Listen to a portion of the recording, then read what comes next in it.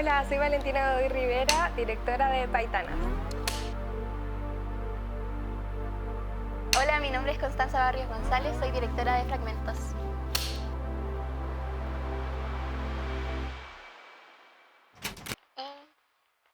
Claqueta. Ah, ya, sí. Vamos a partir primero con Fragmentos, ¿vale? ¿Te parece? Bueno, Fragmentos explora la fragilidad de las memorias, la memoria tanto humana como la digital. Esta idea que tenemos de este miedo que tenemos de olvidarnos de todo lo que hemos vivido, de ser olvidados, y cómo nos bancamos, nos aseguramos en los dispositivos digitales para guardar esas cosas. Pero muchas veces se nos olvida que estos también pueden fallar. De un día para otro también perder esas cosas que guardamos. La idea creo que nace un poco de un duelo tardío que tuve de la muerte de mi abuelo. Si bien fue súper triste, ahí nunca lo procesé como tal lo que significaba. Una vez que tanto de pensar en él 24/7, un día me despierto y no recuerdo su voz. Se me empezó a olvidar cómo se reía, cómo hablaba. Entonces empecé a vivir un duelo como que me pegó realmente la muerte ahí como si hubiese fallecido ayer. Y me empieza un susto, una angustia y no puedo parar de pensar en eso. Y ahí un poco surgió porque también tenía, aparte de esas sensaciones de lo que quería hablar, tenía un disco duro que era en el audiovisual, ese disco duro lleno de imágenes como desde el 99, mes a mes, todos los años, de mi familia. Es una joya de material. Entonces tenía esas dos cosas con las que trabajar y ahí surgió un poco. ¿Cuál creen que es el concepto principal y por qué deciden tocar estas temáticas? Para mí, mira, a grandes rasgos es la memoria. Creo que es un tema que a mí me raya desde que tengo memoria. Tengo mucho susto a olvidar. En mi familia dan vueltas la demencia senil.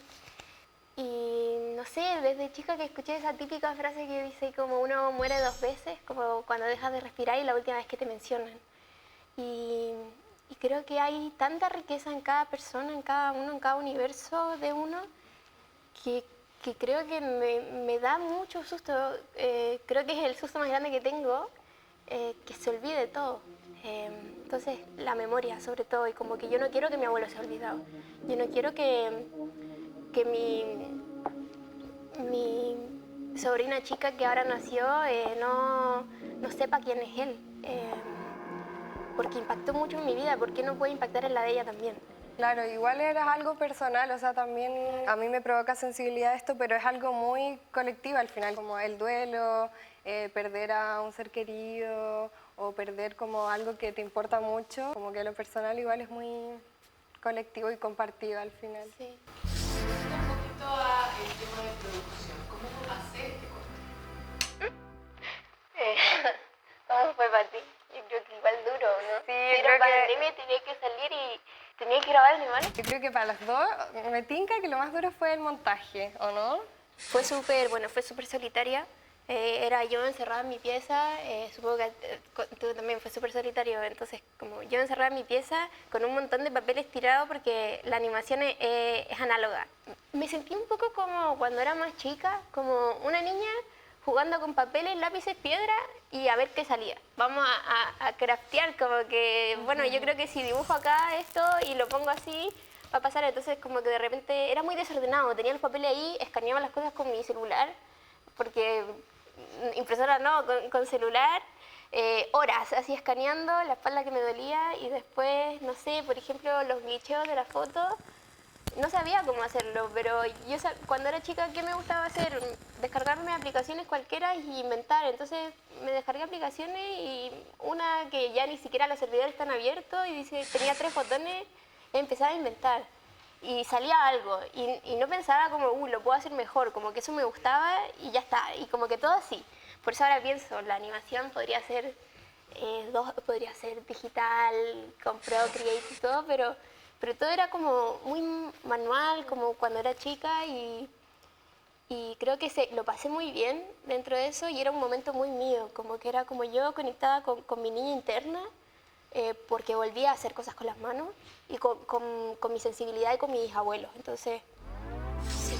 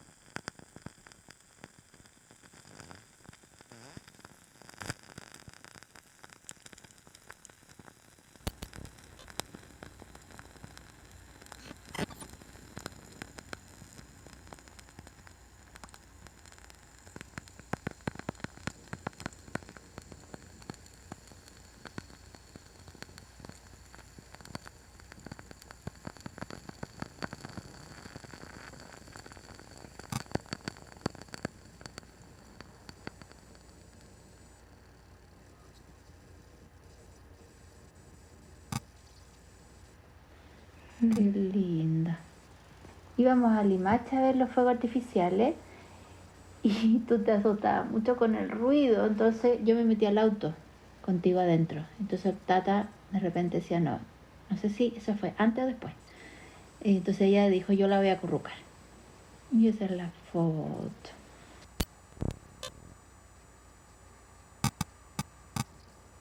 Sí, po, le encantaba cuando estábamos comiendo o en una reunión familiar pararse encima de una silla y decirnos algunas palabras. Lo que decía era súper bonito, pero a nosotros nos daba miedo que se cayera y andábamos más pendientes de eso que del discurso. Me gustaba mucho jugar con ustedes y les ponía películas. La mayoría eran pirateadas, hechas por su hermanita. Y las veían acostados en su cama, ese como el gran panorama que había. Y a veces también les leía, más que les leía, hacía que ustedes vieran las imágenes de los cuentos y terminaban, era súper bueno para mí, porque terminaban todos dormidos y principalmente él era el primero.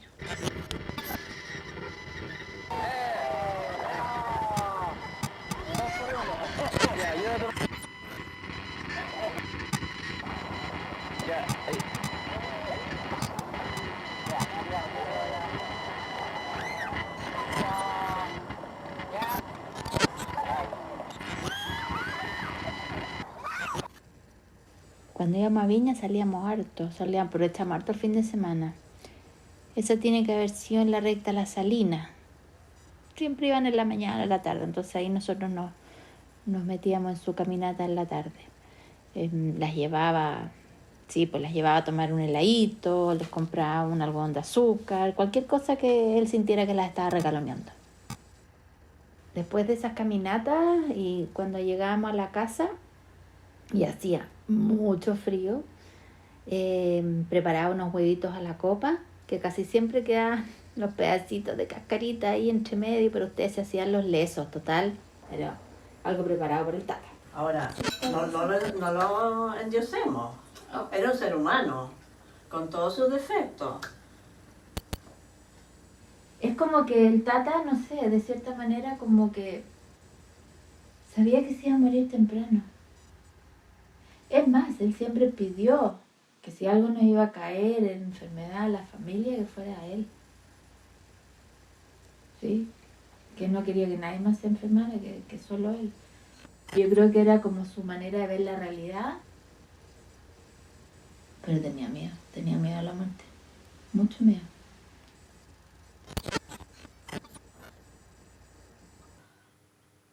A ver, tenía miedo de dejarnos a nosotros. ¿Por qué? Porque él era como el padrino de la familia, el soporte. Como dijo la Loreto, el roble. Como diciendo, sin mí, ¿qué va a ser de ellos? Hemos acostado, hemos salido, hemos caído, pero más que nada era eso. Y porque disfrutaba la vida. Quería seguir disfrutando de ustedes también, como tuvimos. Económica, heavy. No sé si alguna vez quieres que te cuente esa parte de la historia. Y así todo, nuestro matrimonio siguió en pie, luchando por la familia, que se apoyaba mucho en mí, de repente, a ver,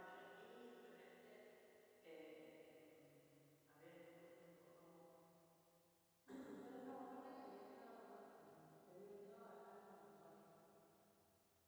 A la hora de señalar, a mí, a ponernos no. Dijo, no,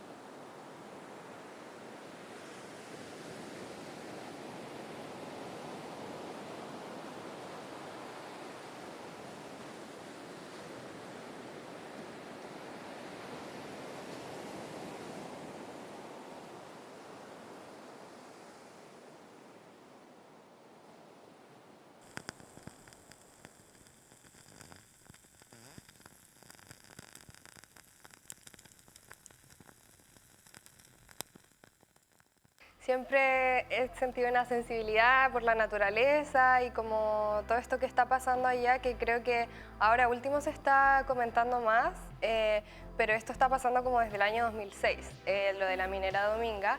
¿Cuántas semanas estuviste grabando? Creo que 3, 4 fines de semana que fui sí o sí a grabar. Y eso, lo que más me destacan es el personaje que sería haciendo este zorrito. Porque igual así uno empatiza harto con lo que está pasando, como sin un personaje quizá no sé, pero uno se pone nervioso porque el zorrito está en peligro. Eso es lo que más me han dicho, pero igual ha tenido buen recibimiento que no me había esperado. ¿Es el mismo zorrito siempre? No, son distintos zorritos.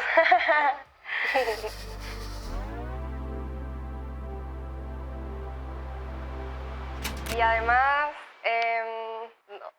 no, nada más. Eso nomás. Y si me puedes contar en breve de qué se trata tu corto. Bueno, Paitanas es un cortometraje observacional que nos transporta a la localidad de Punta de Choros y convivimos lentamente con toda la biodiversidad que hay en este espacio y vemos cómo lentamente las maquinarias y las empresas empiezan a apoderarse de este lugar. IDEA nace principalmente porque soy de allá, soy del norte, soy de La Serena y mi familia paterna es de ahí, de Punta de Choros específicamente. Entonces desde chica siempre he ido mucho, pasé gran parte como los veranos de mi infancia ahí. Siempre he sentido una sensibilidad por la naturaleza y como todo esto que está pasando allá, que creo que ahora último se está comentando más, pero esto está pasando como desde el año 2006, lo de la minera Dominga. Yo estaba en pandemia, viviendo la pandemia en La Serena, entonces fue como la oportunidad perfecta para poder ir y grabarlo y sin tener que estar en Santiago y sin tener que como hacer un gran viaje.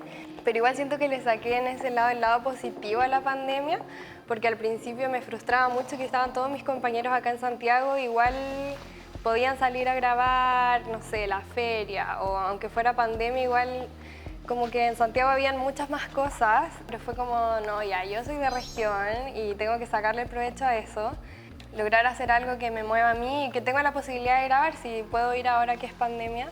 Pero bueno, ahí habían otros atados como sacar permiso y no sé cómo se llamaba, como esos papeles que pedían. Yo creo que igual, o sea, cualquiera que estaba en Santiago hubiese dado lo que sea para poder grabar lo Sí, que tú po, grabaste. es pero- verdad. Después uno se da cuenta de esas cosas. ¿Cuántas semanas estuviste grabando? Creo que 3, 4 fines de semana que fui sí o sí a grabar. ¿Cómo fue la recepción de las personas después de tu corto?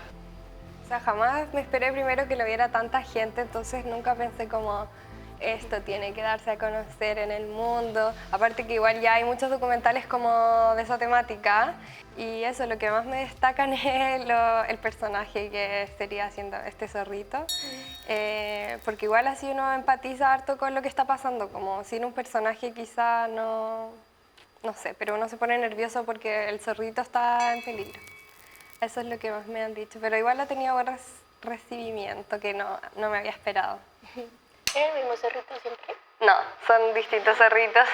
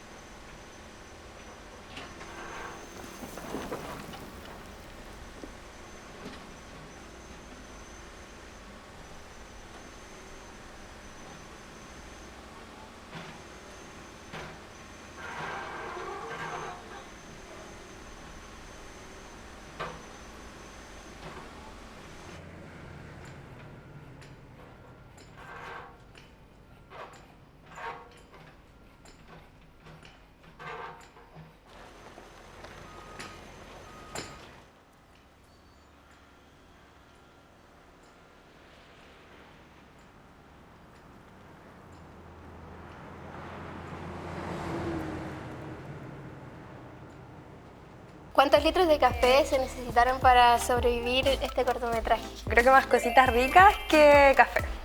Para pasar las horas. Sí, ¿y tú? Yo me tomo ya de por sí como 5 tazas de café al día. ¿Me toca a mí? Sí, Ay, perdón. ¿O no? Sí. Ya, bueno. ¿Cuál fue el momento más, esto no estaba en el guión, que terminó siendo bacán? Sí, magia. Magia.